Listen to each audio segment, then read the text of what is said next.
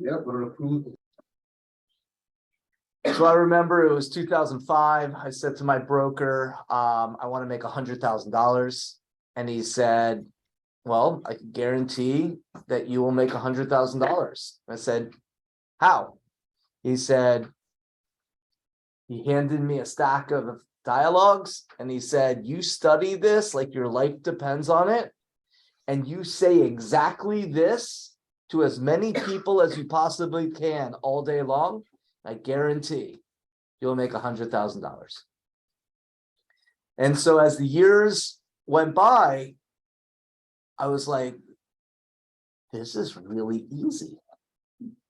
All I have to do is memorize this because they're only going to say 7 things. And today we're going to learn what those 7 things are with handlers on how to do it. So I created a PowerPoint.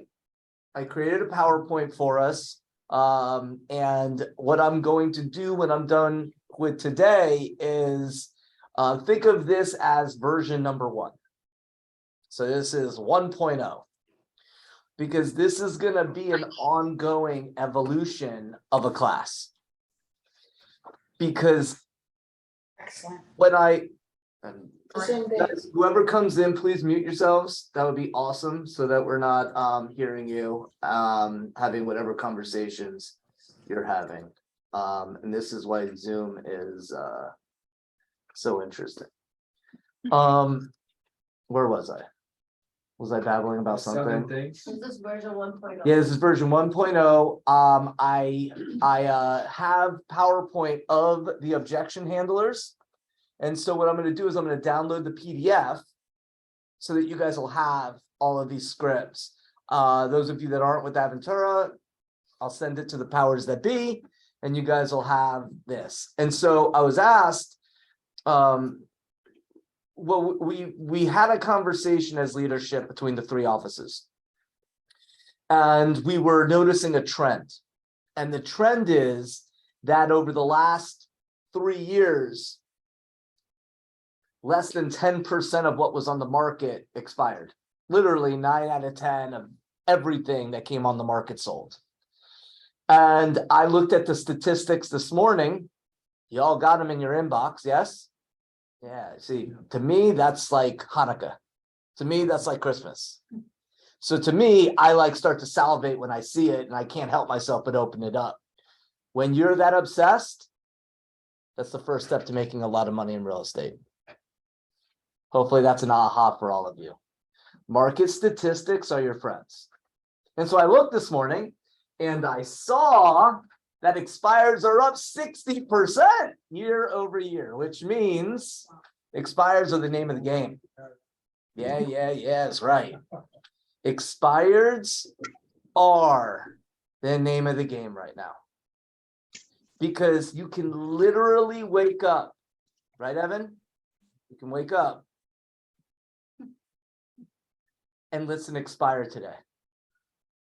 It's the only lead source that you can truly wake up in the morning, call expireds, and list a home that afternoon every single day. And when you start to call expireds as a trend or as a habit, you'll notice that the first of the month is like Christmas, because there are so many expires on the first, because most agents put the expiration of a listing at the end of the month. And so I'm going to share with you guys the number 1, the most important expired day of the year. It's called National Expireds Day. And every year that I sacrificed to do it is New Year's Day. Every year that I called expireds on New Year's Day, I always took at least 1 listing. Every year that I did it. Now I went to sleep at 10 o'clock at night. Because I want to make sure that I was up, ready, refreshed to go make a lot of money. And today is the first day, the first opportunity for all of you to build the confidence of this very simple model, which is expired listings. So what is an expired? An expired listing is the easiest source of inventory for a savvy agent.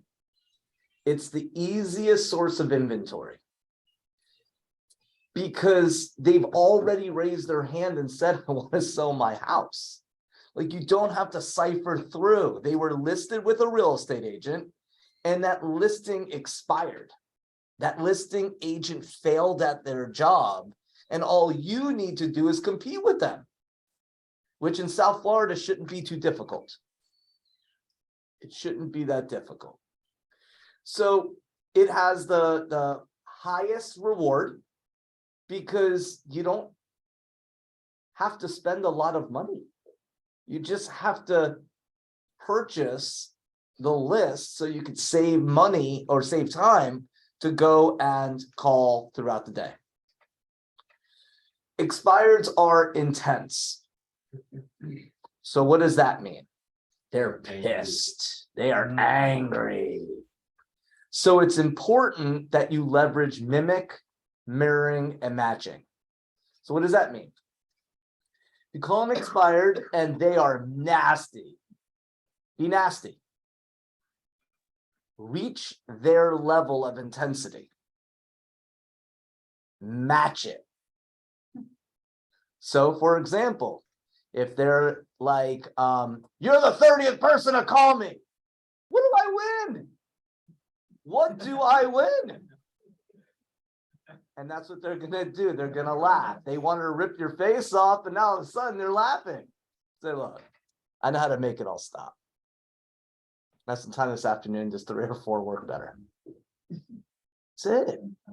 It's that simple. What do I win? So they're intense, and it's important, and we're going to break down kind of the ins and outs of the intensity. Your energy and enthusiasm is vital. Your energy and enthusiasm is vital because you have to stand out with expireds. You have to. Everybody is calling them. And so if you just act like everybody else, well then what differentiates? Why would they take your meeting versus the other 30, 40, 50 people that are calling? Your energy and enthusiasm is vital. So there was a phrase that I learned in Bold. If you act enthusiastic, you will be enthusiastic. If you act enthusiastic, you will be enthusiastic. You can't think I'm enthusiastic. You must act enthusiastic, which means you must be over the top. And whoever just joined, I'm getting feedback. Right there, Austin. What did I just do? Okay. To act enthusiastic, you can be enthusiastic. So to be enthusiastic, you must act enthusiastic. And so your energy and enthusiasm is vital. Your mindset matters. One of the things that we did back in the day was we had a ritual every day, like a baseball player. The World Series just ended a day or so ago, and watching a baseball player, after each pitch, the batter has a ritual. And if this doesn't make any sense, just Google baseball and watch a batter after each pitch. You watch this, use this thing and it'll move. Ah, it's so exciting. So a pitch will come, and then the catcher will throw the ball back to the pitcher. The batter will step out of the box, and they have a ritual. They'll do this, they'll step like this, they'll put one foot in, dig it in, do this. Pitch will come, they'll step back, they'll tighten their gloves. Need it again. The exact same thing, the same dance. It's called a ritual. The top prospectors have rituals, and I don't know if I'm centered here. I don't know how to use this thing. Let's turn this. Yeah, this thing. Cindy is- tried to enter, I don't know if you saw that, there was a pop-up. No, I'm not paying attention. Sorry. I have somebody that's good. There we go. All right. So there's Lance. All right. So rituals. Building a ritual, leveraging affirmations. This is vital, guys. This is a little secret of what the top telephone prospectors do. They have rituals and they leverage affirmations. There's a little secret about affirmations. You're already doing them, except yours sucks. Yeah, yours is negative. So turn it around and have one that you just consistently say over and over and over and over again. Like they're home, they're happy, and they will list with me. I'm a great salesperson. I can help them when they answer the phone. I am the greatest listing agent in existence, therefore they will list with me. In other words, the words that follow I am follow you.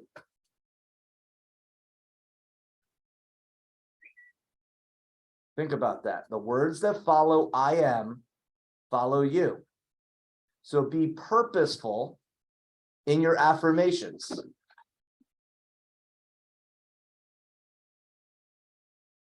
With expireds, time is of the essence. Time is of the essence. What that means is they're hot, they're ready. If they're motivated, they will list fast. They will list within 24 to 48 hours. So how often are you going to call when the list comes out? But one of the biggest misconceptions that I've seen and heard in regard to expireds is, oh, well, I called the list. Well, did you call the list or did you speak to the entire list? Because we don't win a prize by going through a list. We win a prize by taking listings.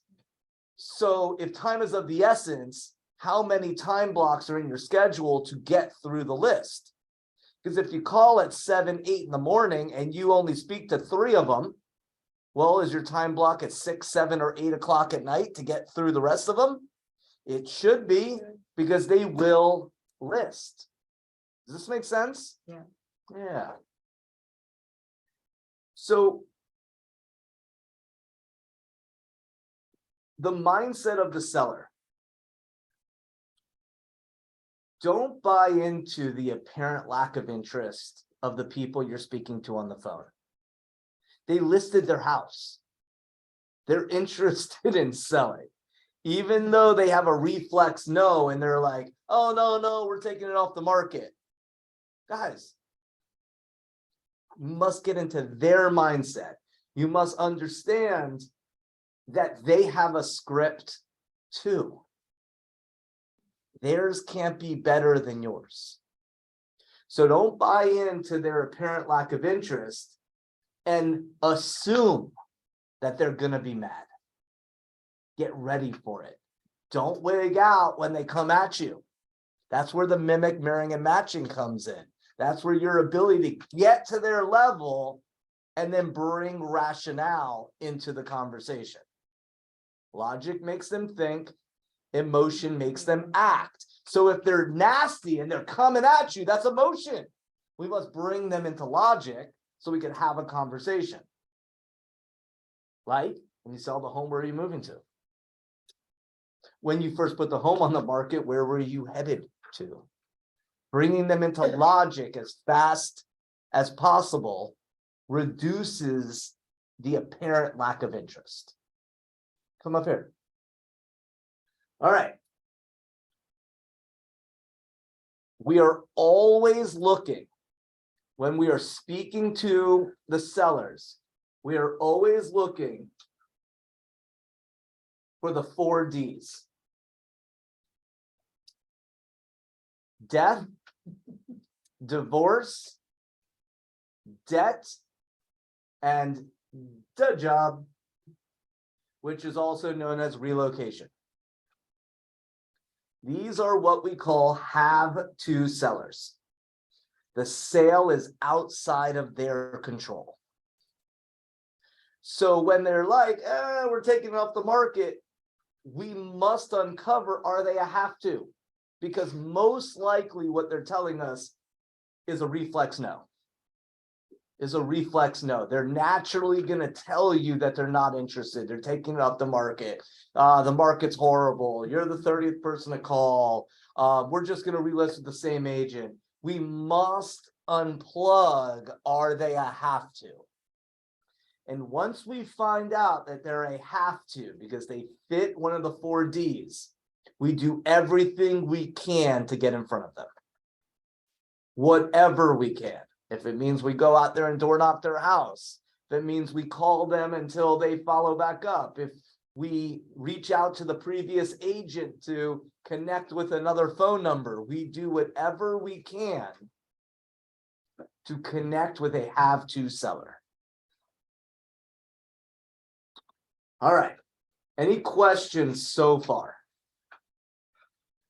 Yes, Josh. Lee, with, so like based on the experience that I've had in the last maybe month or so, Mhm. like a lot of them, they're short and you go in. So I've been just going on a good amount of. Here, come up to the front, right here. Okay. I'll go on. Yep.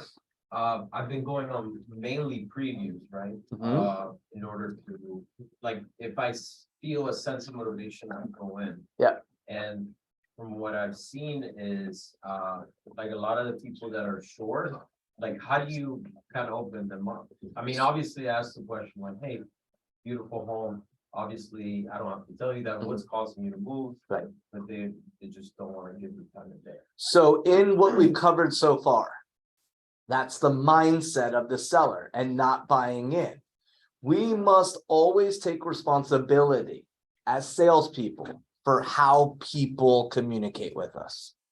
I'm going to say that again. As salespeople, we must always take responsibility for how people communicate with us. So if somebody is short with us, in other words, they're trying to get us off the phone, it's because they don't trust you. And therefore, I would recommend, just with that initial mimic, mirroring, and matching is exactly where I would work. Because humans, and this is important, guys, and I always go super deep on this. Humans are tribal beings. We as humans are tribal. From subconscious to when we were cavemen, all the way back. We lived in tribes. And when religion came into our existence, families were formed. But we are always tribal beings and our energy precedes us. And so if somebody's short on the phone, one of a couple things happen. Number one, you're not in their tribe and they feel that. 2, you got to them too late and all the agents who spoke to them before you blew it, which is why getting to them first is most important. And 3, what you're saying and how you're saying it is repelling them. And I'm not saying you, I'm speaking to the room. We must take full responsibility for how anybody responds to us. And when you do that, you're in control. When you say, oh, no one wants to talk to me, or nobody, they're just a jerk, you've lost. Because our job is to communicate and connect with as many humans as possible so we could sell as much real estate as possible. So if we say, oh, that person was that, we've already lost. And when you take full responsibility, you now have freedom. You have the ability to truly get better understand where you need to practice, and convert at a higher level. All right. The 4 Ds: death, divorce, debt, and duh job. Duh job, for those that came on, is relocation. And once you gain this motivation, you do not let them up, because it is almost guaranteed success. Almost guaranteed success. So how do we distinguish the motivated from the non-motivated? It's a great question, right? We follow a script. I'm going to say that again. You follow a script. You don't go and wing it and just try to talk to people. You follow a certain dialogue. You ignore. That's an important step here. You ignore, yet acknowledge. You ignore, yet acknowledge. So what does that mean? I already have a name. Yeah, I already have an agent.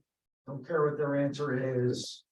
Do the script, go to the next question. They say, I already have an agent. You go look in front, you see your script, and you say, so happy you have an agent. And you handle the objection. You do not go down a rabbit hole or take offense of anything that they say. Nothing personal. Nothing personal. That's what I mean by ignore. We do not take the bait. We do not get off center. And this is why I started off with all of this. They're going to be intense. There's going to be a lot of competition. You have to bring the energy. You have to have a great mindset, or else when they come at you, you're going to react, you're going to get frustrated, and you've already lost. Because every call could be a listing. Every call could be a listing. And that's the beautiful part of Expires. Literally, that afternoon, you could go out there and list their house. So if you're not here, you're just going through the motions. You're just spinning your wheels, and nobody wants that. So let's break down the anatomy of a call. The anatomy of telephone prospecting.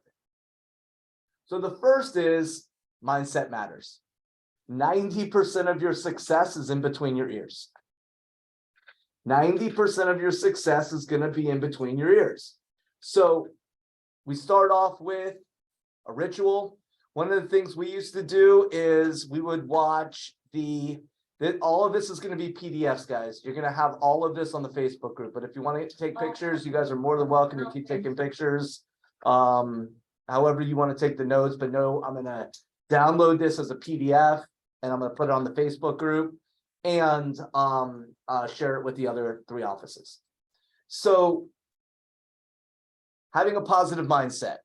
We used to watch Glengarry Glen Ross, the little Alec Baldwin, where he says ABC, A always B, B, C closing, that little line. You see this watch? I mean, I could literally do the entire monologue because I watched it so many times. We'd also watch Boiler Room.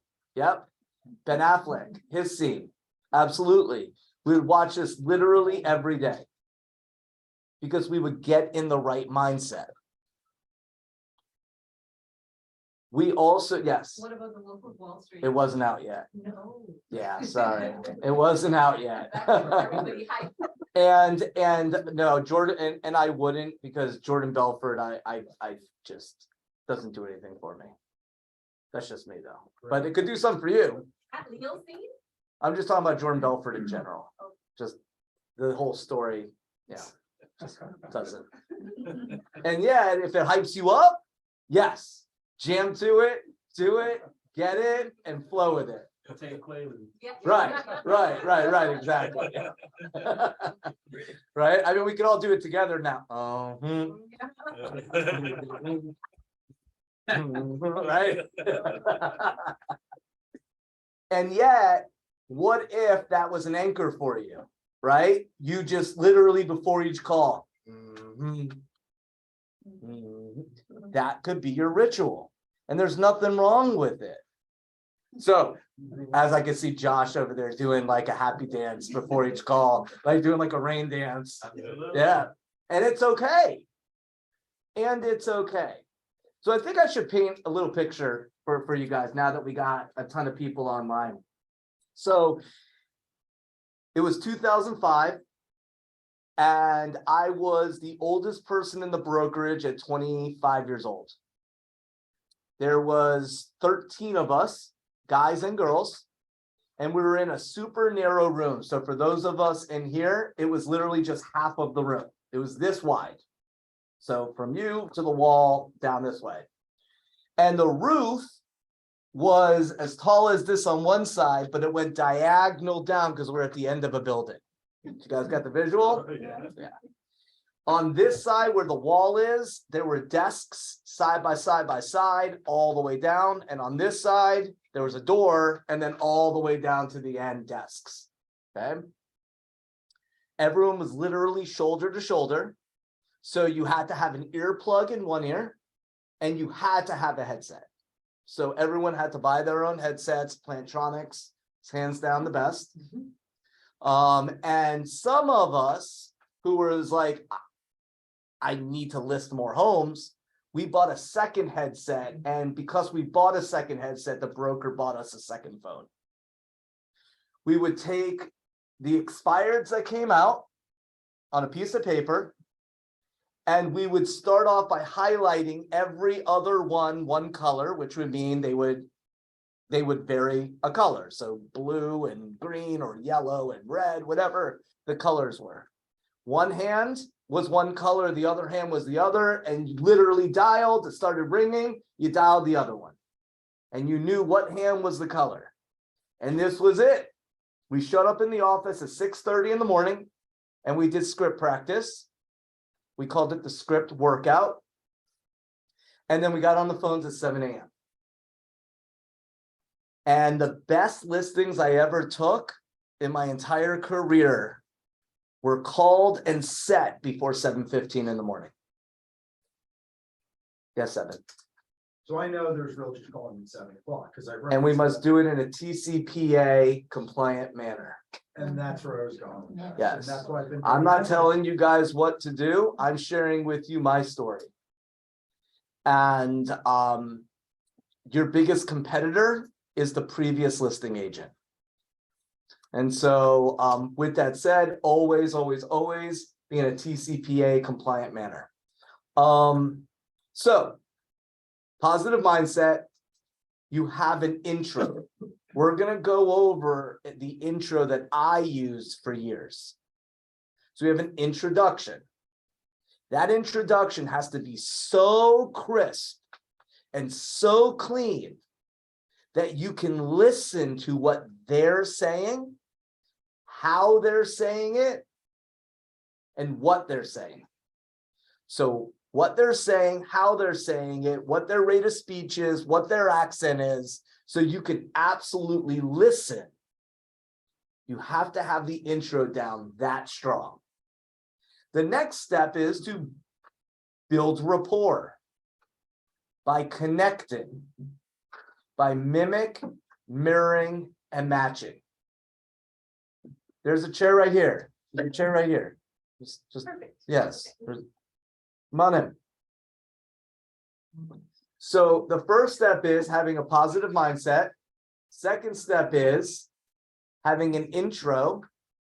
And the third step is building rapport by connecting, mimic, mirroring, and matching. So what is mimic, mirroring, and matching? What's up? Mimic. You're kind of like copying the way they talk to you back. You Well, ask for so the same mimic stuff. is saying exactly what they said. So where are you moving to? Orlando. Orlando, how exciting. Mirroring. That would be their rate of speech. So here's an interesting angle. Oh, there's a chat. Repeat and affirm. Yep. So, right, Rashad, thanks. So Here's one thing I a little. You're gonna get a copy of all of this. Yeah. I did a little lesson, and the lesson was speak to 20 people and talk real slow and watch what happens. Please don't do it on us. And then the second thing was to talk really fast and see how they react. And the interesting part is that when people talk real slow, they think that you're stupid. And when you talk real fast, they think you're a slimy salesperson. But yet, naturally, some people talk fast, and naturally, some people talk slow. And yet, we must match the way that they speak, because remember, we're tribal. And people want to be and work with people that they know, like, and trust. And the fastest way to get someone to trust you is to get in their tribe by mirroring, and matching as fast and as efficiently as you can. Which is why the intro is so important to have down, so that you can hear them and adjust to speak just like them. What would match be? So mimic is the word, mirror is the pacing, match is. Don't overthink it. It's just that's what it is. It's mirroring and matching. I mean, it's you know the answer. It's I did an analytical question. yeah, that you know how to mimic, mirroring, and match. Now, Excuse me? mirror, mimic, mirror, match is just gonna be missing. Yeah, it's okay. It's okay. So we're gonna then look for, once we have rapport and they don't hang up on us, we're then going to ask questions to seek motivation. We aren't going to interrogate. We're going to mimic, mirror, and match. We're going to repeat and affirm. This is important. Repeat what they say, paraphrase, and always affirm. Let them know it's okay, that you agree with them. This is really important, guys. If you do not repeat and affirm, you are interrogating. So where are you moving to? New York. How soon would you like to be there? Is interrogation. So where are you moving to? New York. New York, how exciting. What brings you to New York? Job transfer. A job transfer, is that a good transfer or a bad transfer? Oh, we wanted to go to New York. How exciting. You wanted to go to New York. How soon would you like to be there? Well, we wanted to be there 3 months ago. You wanted to be there 3 months ago? Ouch. Mimic, mirror, and match. Repeat and affirm. Next, ask for the appointment. Once you have motivation, you use the motivation. So you want to get to blank by blank, which is a close. You want to move to blank by blank. The only way to do that is to simply set an appointment. So we close once we have motivation. Once you close, they're going to give you an objection, or they're just going to lay out. They're just going to lay down and let you take it, and that's okay. But odds are they're going to give you an objection. So today we're going to break down objection handlers. Would that be okay? Yes. Yeah. And once they give you an objection, handle the objection and close. We should always close one more time than we feel comfortable. We should always close one more time than we feel comfortable. You'll feel it in your belly and you're like, yeah, I should probably do one more time. What we did was we had a stack of pennies or quarters and a shot glass. And every time we closed, we would put a penny in the shot glass. So we were consciously looking at how many times we closed. And when the call was over, dumped it out and go to the next one. Don't try to do this all in your head. Use little secrets like this, little nuances to where, okay, did I close? No, I didn't put a penny in the thing. Next person, let me remember. Bless you. Thanks. Bless you. All right, any questions on the anatomy of a call? Besides, what is the difference between mimic, mirroring, and matching? It's match who they are, their rate of speech, their body language, their tonality, their accent if you can, especially at the beginning. Yes, go ahead, Josh. So I'm currently working with a coach. He's helping me role play. And what he explained to me is that from my side is I try to go over the script, ask all the questions. Mhm. And what he explained to me is like, you try to get the motivation as quickly as possible and then you close. That's it. It doesn't matter about the rest. All the other you- shit, you uh, just pre- 1000%. All you're asking the questions for is to get motivation. Once you connect motivation, your job is to close. And then they're going to give you an objection, and then you use the motivation to close. Again, absolutely. The questions are designed to gauge motivation. We're going to go through those questions in a little bit. Absolutely. We do not have to ask all the questions. The less you ask, the better. The longer you're on the phone, the less likely you're going to set an appointment. been doing that all wrong. Understood, and that's why we're all here. The longer you're on the phone, the less likely you're going to set an appointment. Just like the follow-up script that I always used. So I spoke to somebody and they said they were moving to New York and they said, call me in a couple weeks. So I call them back in a week and I say, hey, this is Lee over at Keller Williams. Did I catch you at a good time? Yes. Awesome. Last time we talked, you said that you were moving to New York. Is that still the case? Yes. Can we meet today? That's it. Are you still doing blank? Can we meet today? That's it. There's nothing else to say in follow-up. You already spoke to them. You know what they're trying to do. Are you still doing this? Yes. Can we meet today? And then what are they going to do? Give you an objection. Then you handle the objection and then you close. You guys see why I'm doing this? This is the anatomy of a call. There's no variables. This is how you use the phone to sell and make a lot of money in real estate. Simply understand this is the process.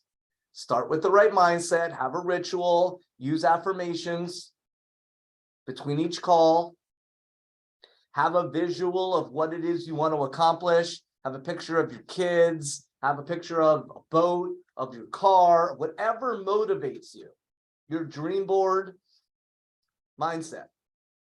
And if you're struggling, which many of us do, connect with a partner and say, hey, I'm going to start calling at 8 o'clock. Can we connect at 8:50 and share affirmations with each other and get back on the phone at 9? Then we're going to call till 9:45. Can we get on the phone real quick at 9:45? Connect, rah, get back on the phones and go. This is what we used to do because you have to. It's a lonely business out there. There's a lot going on. And if you're not doing this, ask yourself, how are you going to set appointments? If you're not doing this, ask yourself, how am I going to sit on appointments? And if you don't have the answer, come back to the anatomy of a call and study what to say. Is this making sense, guys? Cool. So let's break down the script. I put a couple notes here. Ooh, actually, no, let me read my notes instead of just kind of winging what I put. So build rapport. It's extremely important to build immediate rapport with everyone you talk to, because nobody likes a pushy salesman, but they like talking to people that are like them. When you guys see me making my calls and you're like, wow, people are so nice to you. That's because I'm mimic, mirroring, and matching, and I'm connecting with them, and therefore they're like, oh yeah, let me talk to you. This is what I'm talking about. In order to maintain control of conversations, it's important to follow this rule. Always answer a question and immediately ask another question. So always answer a question. Don't answer a question with a question. Answer their question and then immediately go back to the script. Or always acknowledge a statement and immediately ask a question. Never ignore, but acknowledge. Transition phrases. 3 phrases that are used to control the conversation. So transition phrases are phrases to lead the caller to a place that you want to go. So that would be just out of curiosity, or I'm curious, and by the way. Filler phrases. Filler phrases. These are phrases to gather information you need to control the conversation and lead the caller to go where they want to go, where you want them to go. So this could be, could you tell me about blank? Could you tell me about blank? Could you tell me if? Oh, really? And does that sound fair? These are called filler phrases. Tie downs. Tie downs. Can you ask him to shut his door? Steve, can you shut your door? He's on the phone, man. Or at least shut his door. Tie downs. That makes sense, doesn't it? It's called a tie down. I'm sure you understand, right? That's right, isn't it? And you can see that, can't you? Tie downs are designed to get them to say yes. So here's a little pro tip. If you get them to say yes a number of times, they won't say no. So if you ask questions that you know they're going to say yes to, you get them to say yes 3 or 4 times, then close, odds are they're going to go, oh, okay. Yeah. That's the power of tie downs. Tie downs is part of what's called neuro-linguistic programming, NLP. It's about being a sales Jedi. Good one. Yeah. NLP is some deep, deep, deep, deep stuff, but you can't leverage NLP unless you know what to say. You have to know the scripts first. You have to understand the objection handlers, and then you sprinkle NLP on top. Because if you don't know that you're using NLP, or if you're like entrepreneurially using NLP, they're going to feel it and they're going to hang up on you, or they're going to push you away. So you must learn what to say first, and then you sprinkle some NLP on top. All right. So follow up. Following up, I would follow every lead or call every expired lead. When I say lead, I simply mean the names. When you get the list, that's a lead. It's not really a lead, but it's their names. They expired, and we need to find out if they have motivation and can we schedule an appointment with them. So I would call every one of these for 7 to 10 days. So it's literally a rotation. I'm calling today, then I was calling yesterday, then I'm calling the next day. I mean, I would call today 3 times in a row. Then I would call yesterday's. Then I would call the day before. Then I would call the day before, because our job is just to call people and have conversations with them. Don't be afraid to call 60 to 90-day-old expireds. And then today, don't be afraid to call 5 to 7-month-old expireds.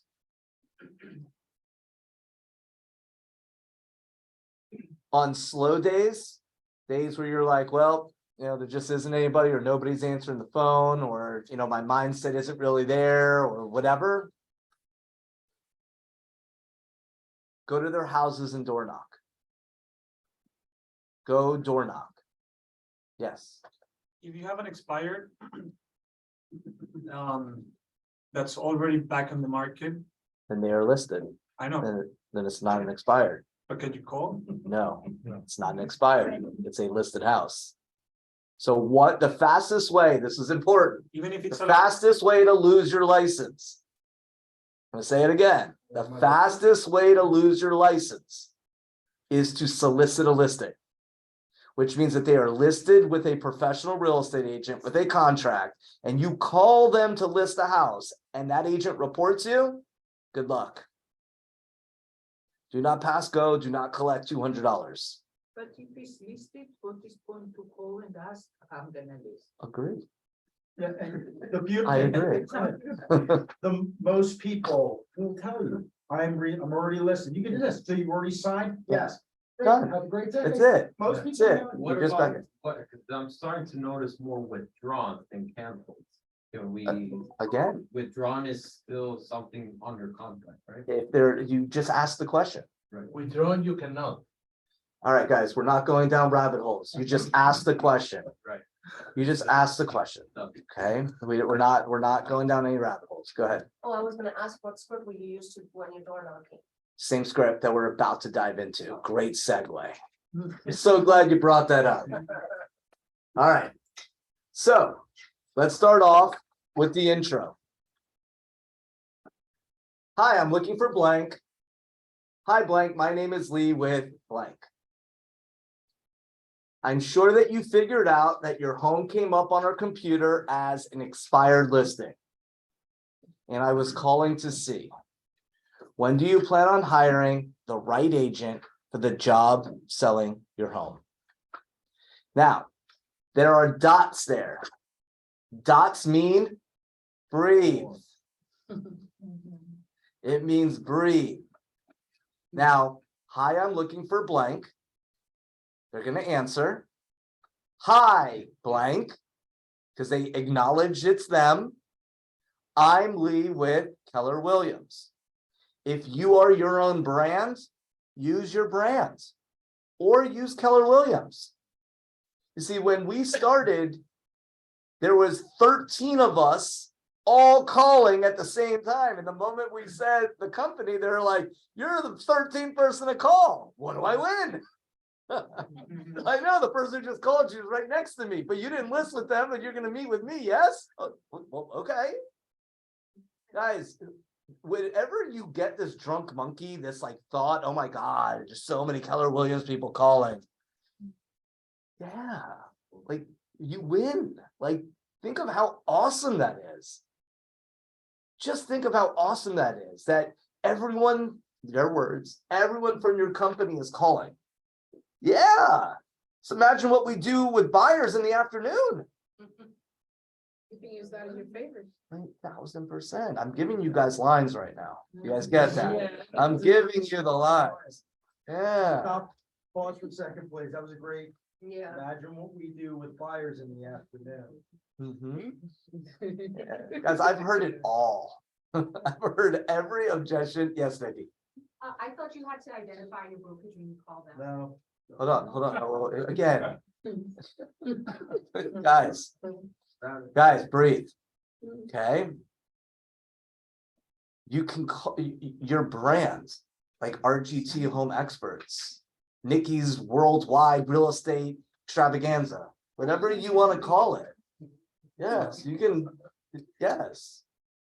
Yes. And again, why wouldn't you say Keller Williams? But again, if you feel more comfortable using your brands, use your brands. Okay. So now I'm going to read you guys how I used to say this. Hi, I'm looking for blank. Hi, blank. My name is Lee with Keller Williams Realty. And they're going to acknowledge, they're going to say something. Thanks for taking the call. Look, I'm sure you figured out that your home came up on my computer as an expired listing. And I was calling to see, when do you plan on hiring the right agent for the job of selling your home? Now, you guys hear it one way. They hear it a completely different way because I'm on a phone. They might have their kids yelling in the background. And energy sells versus the agent who's going through the motions. Hi, calling about the home for sale. Oh God, it's such a tough business. I got one of those phone calls today. Yeah, hi, yeah, I'm sure you figured out that your home, yeah, it came up on my computer. I'm sure you figured out that your home came up on my computer as expired listing, and I was calling to see, when do you plan on hiring the right agent for the job to sell your home? Remember, your biggest competitor is their previous listing agent. The biggest competitor. So if you call with energy and enthusiasm and energy, they're gonna be like, whoa, this is different. And that's all you're looking for is different. Because, hate to tell it, guys, but you're a commodity. You are like air. In South Florida, I heard that when you get pulled over, they ask for your real estate license instead of a driver's license. And we are commodity until you're not. Your energy is your power on the phone.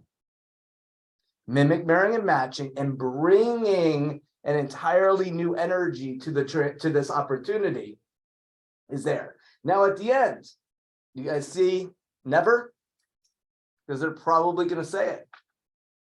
Yeah. Terrific. Terrific. And then we go into the actual script. This is the intro. When do you plan on hiring the right agent for the job of selling your home?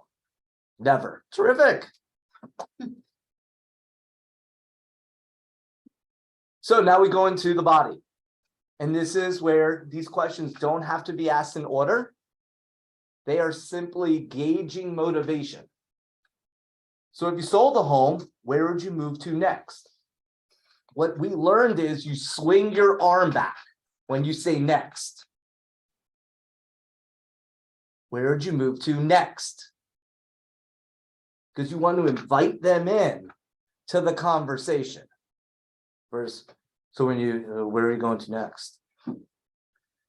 Where are you moving to next? Next. It brings up your energy. And mind you guys, if you're having telephone prospecting sitting down, you've already halfway over. Stand up, jump around, wear comfortable shoes. All right, how soon do you have to be there? Say their name, pause. What do you think stopped your home from selling? I used to move my hand like this. What do you think stopped your home from selling? Because I want them to share with me, it's probably the previous agent. Because remember, you want them starting to get off center right now. You want them venting about their experience. You want them opening up to you how horrible their experience was. Guys, I'm going to pause here because this is so important that all of you understand this. If you got your license in the last 6 months,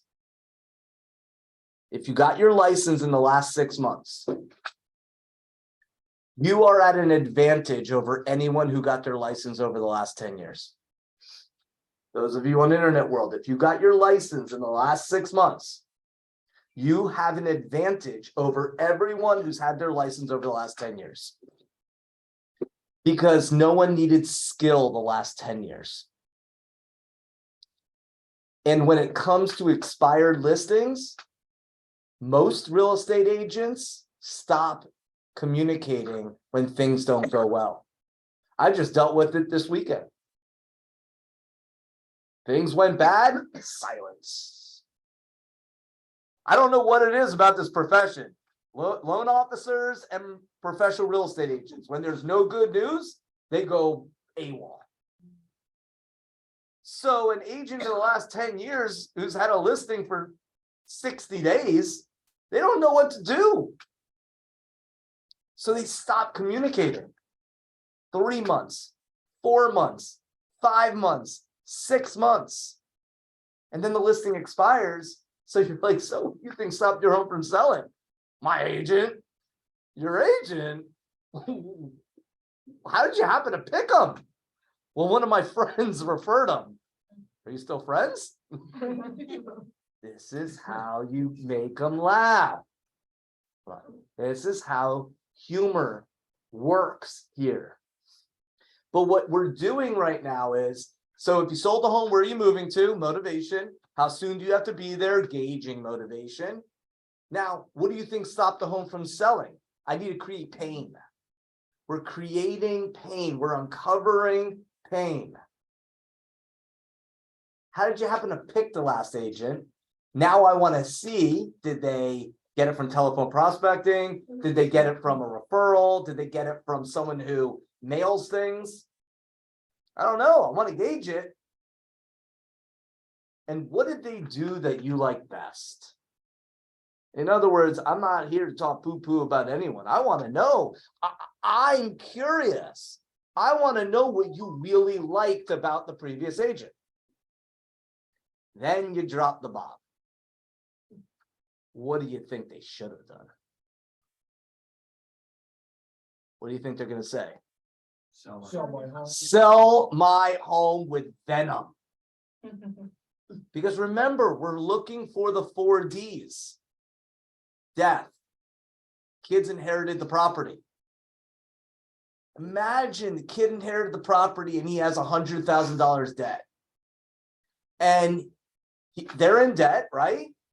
And they've literally been sitting on the property for 6 months. And the agent sat down with the kids while they were in whatever state they were in because of what was going on. Or we're talking about a wife or a husband. You guys with me? 6 months later, they're venomous. They are mad. Divorce. The only thing keeping those two talking to each other is the damn house in the middle. And the agent sat down and was like, oh, I can sell this house for $750,000. And they still are fighting with each other because the only thing connecting is the house. And they haven't heard from the realtor in 60 days. Did you guys catching where this is? Debt. Oh my God, I need to sell this house. I'm in debt. I'm upside down, whatever the answer is. And my favorite one is relocation or dud job. Just imagine your significant other got a job transfer. And agent sat down in your living room or dining room or kitchen table and said, oh, I could get that price. Oh, we'll get this. We'll move this thing right away. No issues. We'll move this thing right away. 3 months go by. Your wife or your husband job transferred over to Oklahoma. 4 months go by. You're FaceTiming with the kids because you stayed back for the house. Your wife, your husband, 5 months, started going to happy hours with the road crew. You feeling that, right? And I was calling to see, when do you plan on hiring the right agent for the job of selling your home? You guys visualizing this for me? Please understand that when you get that guy who says, I don't need to sell, and he gives you all this venom on the call, you're not looking for him or her. You're looking for the 4 Ds with expired listings. You are looking for someone who's so mad and so upset, who hired the wrong agent, And you are prepared to handle whatever venom, energy they bring at the beginning of the call. Because they are a wounded animal who needs help, who was lied to by a commodity real estate agent who doesn't understand price. Guys, if you looked at the statistics today that came out that Richard and Scott shared, expireds are up 50 to 60% in the market. There's a lot of mad people out there. It's our job to communicate with them and solve their issues. So, yes, go ahead I have a question. about this. Yes. Okay, When to handle, if the previous listing agent was from Keller Williams, when you talk to that person, Mhm. you handle the objection as it was any other agent, because they told me like specifically, yeah, you're Keller Williams. The previous one, it was Keller Williams. Yeah. So you handle the objection the same as it was any other agent. so we're gonna get to objections. So this is the script right here. Okay, And we'll get to the objection, because would you agree that not all agents are created equal? yes. Yeah, have you ever I been like to a that. McDonald's and been to a dirty McDonald's? No, I answer it. It's okay, it's okay, but I'm walking you through Okay. that not all agents are created equal. Okay. All right, so next, what will you expect from the next agent you choose? Have you already chosen an agent? And then, of course, I would like to apply for the job. Are you familiar with the techniques that I use to sell homes? And they're gonna say no, and you say you're kidding. What would be the best time to show you? Monday or Tuesday at 3, Wednesday or Friday at 3. Whatever the time that you want to say and use. Sweet. All right, any questions on the script? Nope. So then next, we're gonna dive into 6 questions to gauge motivation. 6 questions to gauge motivation. So the blueprint for meeting the expectations of a property owner is by identifying the challenges that they've had and understand that all they want to do is sell their house. So the first question to ask is, where are you moving to? This question takes them back to a positive mindset and gets them exciting about getting their house back on the market. Because if they don't have to sell, they don't need to sell, then why would we meet with them anyway? Now, if it's an investment property, we change this question to simply say, well, what would you do with the proceeds? Because they're not moving. So when you sell the home, where are you moving to? Well, it's an investment property. Awesome. What do you plan to do with the proceeds when you sell? What's next? Does this make sense? Question 2. What, Mr. and Mrs. Seller, in your opinion, was the reason your home didn't sell? If you let the homeowner describe the challenges, you will literally have the blueprint on the marketing systems and strategies that will delight the seller. See, it's at this point when you ask this question that they will reveal their frustrations. They will reveal their concerns and gripes about their initial experience. It will also let you evaluate whether or not this qualifies as a motivated property owner. And if you want to include this property in your current inventory, you must gauge their mindset. When you know every listing costs you money until it sells, you will learn to be somewhat selective in the market coming. When we first hired a MAPS coach back in 2012 as a team, the very first exercise the coach had us do was calculate how much a listing cost to take. And it was $1,000 back in 2012. Cost us literally $1,000 to list a house that didn't sell. $1,000. So all of a sudden you start to think, well, Mr. and Mrs. Seller, why should I take your listing? You tell me why I should take your listing. And that doesn't make any sense over the last several years, right? Like we literally was like, oh, you have a pulse? I'll list it. But when you look at this as a business, you all of a sudden need to go, okay, wait a second. Is there enough motivation? Is there enough have to for me to take the time, energy, and expense of listing a house? Question 3, do you have any offers during the listing period? See, if the property owner tells you they turned down several, think about this. If they told you they turned down several, start to gauge whether they're too inflexible to take the listing. Get clarity as to why they turned down offers, or why they didn't accept offers, or why the offers didn't go through. So asking this question does a lot of heavy lifting for you. Because with new information, you could be better equipped to execute a marketing plan.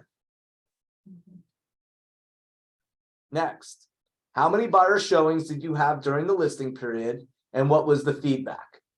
Now, this question could also be asked, how many showings have you had in the last couple of weeks?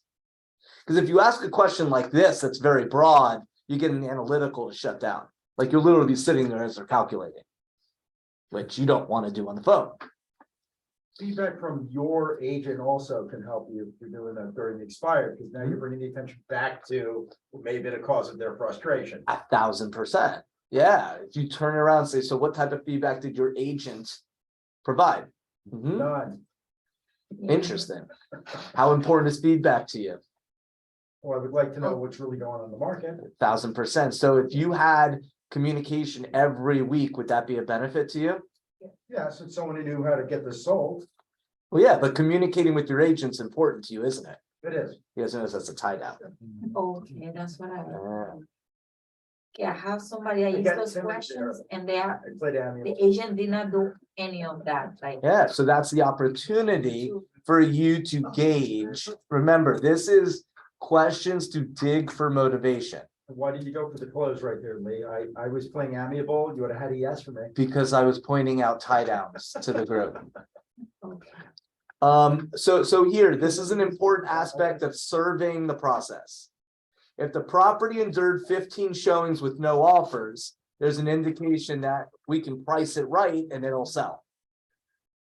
In many cases, the property is overpriced, and as long as we get it to the right price, we'll sell. Feedback from other agents and their customers can redefine the objections and help us sell quickly. One of my favorite questions to ask in feedback is, what can the seller do to initiate an offer from the buyer? What can the seller do to initiate an offer from the buyer? When we ask this question, we are the messenger of the market. It's not my opinion. You hired me to give you the feedback. So when the seller is saying, hey, I didn't get any feedback. Well, I am the local economist of choice, and I will give feedback, candid feedback, and help us position our home on the market. Question next. Are you as the homeowner willing to make the changes? See, what this does is it'll help you understand where their mindset is. Because if the property is cluttered, outdated, there's little things that can be done in staging, quote unquote, that will reposition the home on the market. So These are great questions to just ask as you're communicating. Hey, Hello. yes. It's amazing.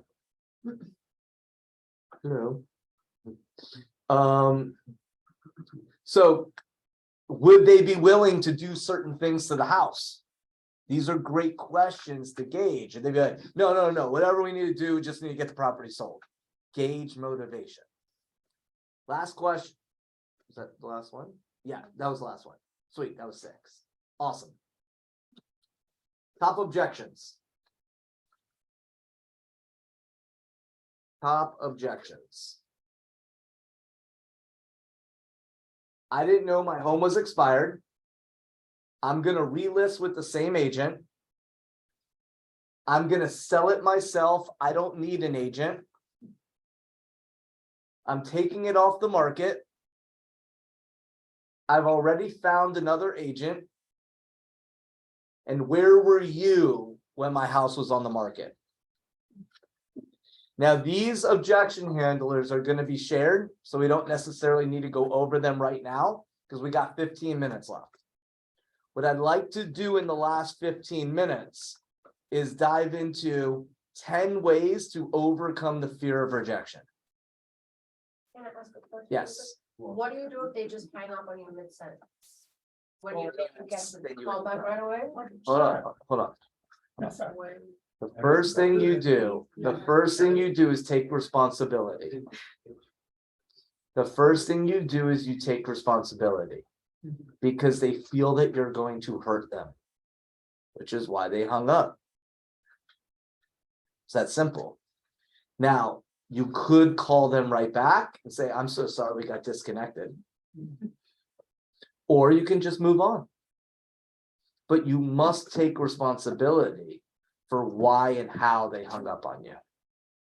And it's probably you just weren't in their tribe.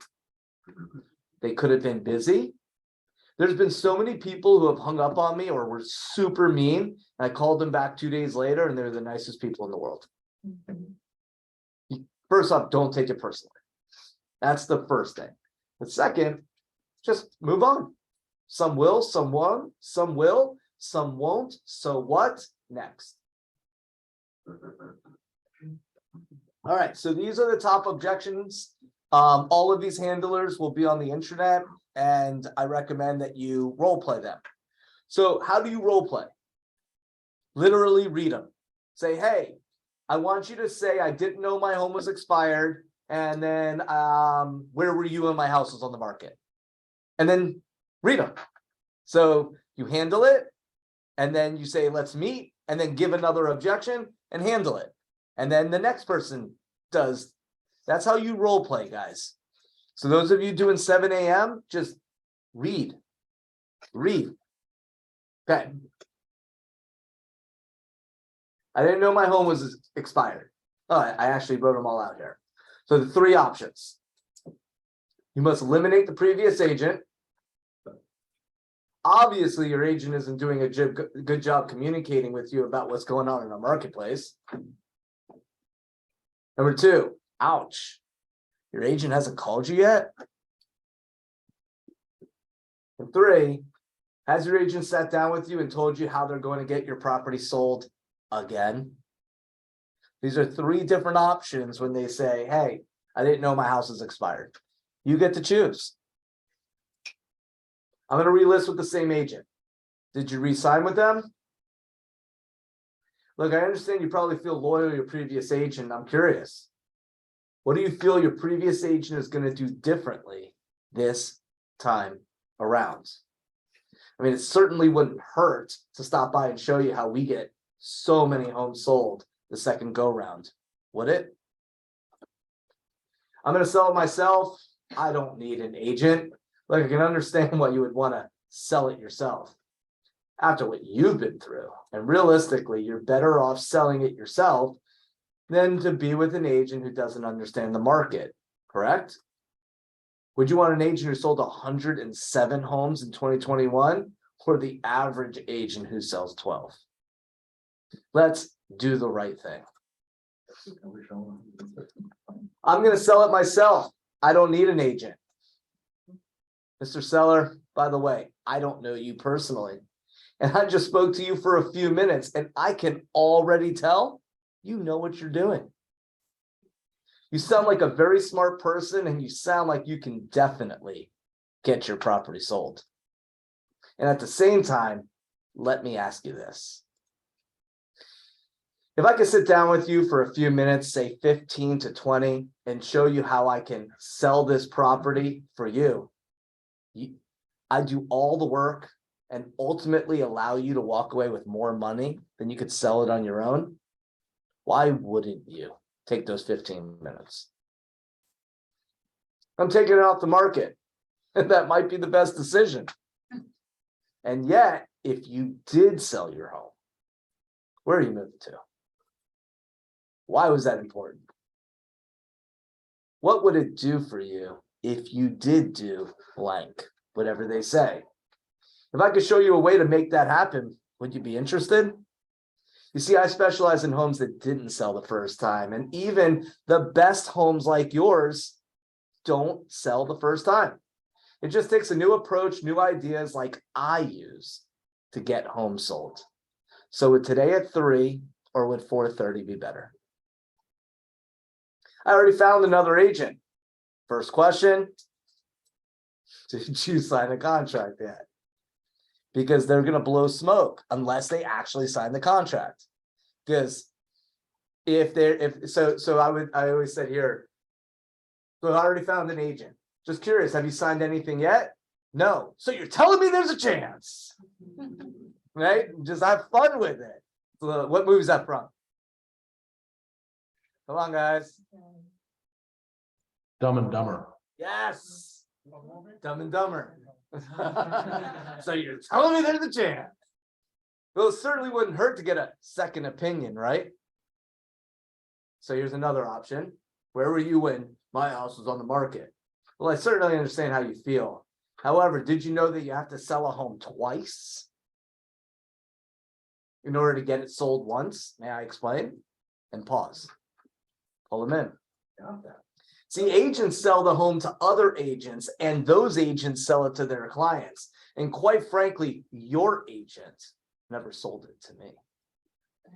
See, that's one of the things that I do best. I expose your house to all the agents in the area, and I make calls daily, just like I'm speaking to you, to find the right buyer for your house. I mean, that's really what you want, isn't it? Yeah. Good. I'm pulling them all out of the bag right now. Tell me, what are you going to do over the phone? Look, I have a great deal of respect for your time. And I know that you have gotten a ton of calls from agents. And as I said, I respect your time and the fact that I do not want to waste any more of your time with you speaking to other agents. So let me ask you one last question. And thank you for being on the phone with me. Bless you. Is it fair to say selling your home and doing what's best for you financially is your primary goal for the sale of your property? He's gonna say. You guys notice you can't say no there. Yeah. No, Let them just say yes. So in that case, I would ask you to give me 20 minutes of your time, and I promise you're not going to regret it. And I promise that you're going to be really, really happy. You guys, there's somebody who talks like that. Yeah. You know, really, really happy that we met. And that you're really going to be really, really happy with the information that I'm going to share with you. And it's going to make a huge difference for you financially. Yep. Caught on. Caught on. And it's going to make a huge difference for you financially in the sale of your home. When can I have 20 minutes of your time? It'll be the best 20 minutes. The best. No one is the better 20 minutes in those 20 minutes. Yes. Nobody is better in those 20 minutes than these 20 minutes. See, when you role play this and you get it, you can start to have fun with it. All right, so let's fly through the fear of rejection. Don't say no. So first, imagine the best that could happen. So how do you eliminate the fear of rejection? Imagine that the best could happen. Imagine that everyone is a yes. Because here's the truth. Those people that are hanging up on you, they were a yes. Until they're a no. Yeah, Mo. Yes, absolutely. You're gonna get an email today on how to access it. It's also for those that aren't part of Aventura, it's gonna be in the Waxman corner as well. All right, so the first is imagine the best that could happen. The next, actually do it. Like, make your calls. That's how you avoid rejection, because what you're doing is your brain is just having a conversation. And it goes back to when we were cavemen and women, and everything in the world was there to kill us. And now that subconscious is there to help us survive, but there's nothing that's really going to hurt us. Nobody can reach over the phone and hurt you. It is literally your ego. Your ego, it is literally your ego. That conversation is your ego. Yes. So, number 3, this is the best one. Don't let a stranger ruin your life. Right? Like, think about that. That's right. Somebody who you have no idea, who is being an ass to you, you're worried about, who you are never going to meet. You're letting them ruin your life and your ability to make unlimited income. Think of how silly that is. So when you have that perspective, remember, when you're getting into the calls or you're getting into this and you start feeling that, pull these up and go, I am letting a person ruin my chances of making whatever amount. Next. Have a bigger vision than you are. So think of what your burning desires are to achieve. One of the things that I had was I saw that you could get in an F-16. And I was like, how cool would that be? Like to get in an F-16. So when someone was like, you're a piece of poo-poo, I'd be like, ooh, I could be in an F-16. So I'm going to make my next call. These are the little things. Get a buddy. I shared this earlier. I cannot emphasize enough. This is a lonely business. Our culture is to your advantage. Team up. Group up. Because together we're stronger. Okay? Have affirmation partners. If you have a partner that if you have a brutal call, that you can call and say, hey, cheer me up. And they'll cheer you up. Don't do this alone. The notes here say, when 2 or more people confront the boogeyman, he doesn't stand a chance. Remember, it's about your numbers. So keep track of your numbers. Because logic makes you think, emotion makes you act. One of my favorite things in coaching and looking at numbers is that when an agent's like, oh my God, it makes so many calls. It's like, well, how many calls have you made? So many. No, but really, how many calls have you made? I don't know. Yeah. So track your numbers and understand that if you speak to 200 people, that's not a lot of people. And I don't mean in a week, I mean in general, in your life, in your career. Call a lot of people and track your numbers. All right. There's 10 of them, so we're over halfway. Next, stay open to the outcome. All you can do is your best. So how people respond to that is outside of your control. However, when you focus on being your best, you will always get positive outcomes. Be more interested in them than yourself. That goes back to the ego. When you make the calls about them, when you make the calls about helping people versus, oh my God, they're so mean to me. You're making it about you. You're making it about you. It's not about you, because when you're looking for the 4 Ds, death, divorce, debt, and the job, you're able to focus on helping people. And that's what it's all about.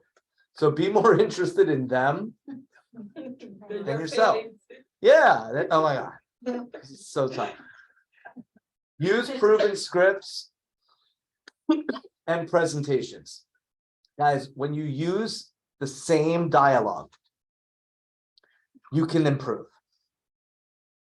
You can adjust. But if you just make shit up, all bets are off.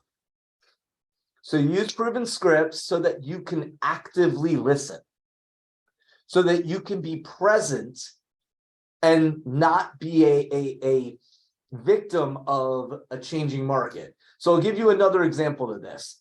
For those that like are in the back of the room that literally call every day, they felt a shift in the market before everybody else. Because what they were saying all of a sudden stopped having as much efficiency. The listings that they were taking weren't selling. And who moved my cheese? All of a sudden, they gained change when now the media is picking it up. Now the statistics are starting to say it. And then all of a sudden, we're all chasing a market that was. So when you use proven scripts, you can assess, oh my goodness, it's starting to work because now more people are motivated. Or you could gauge who's motivated and who's not. Let your sphere of influence help make you successful. And so make your first couple calls to friends and family. Get that out of the way. Not for business, but simply just to get in the routine of making a couple calls. Does this make sense, guys? Yeah, so call a couple friends, say, hey, you're my hype call. How are you? How's it going? All right, you got anything positive for me? You rock. All right, let's go. Yes. So I think that's, and then on November 10th, this Thursday, market statistics. This time for sure. They just put the bold on Wednesday. This should be okay. This should be. Bold is, the reason bold is in a state park. And the state or the city park is closing. So I'm fairly confident this is going on. So mark your calendars. You all got the statistics in your inbox. Look at them. Okay, because they all came in. If you didn't get it, let Sue know.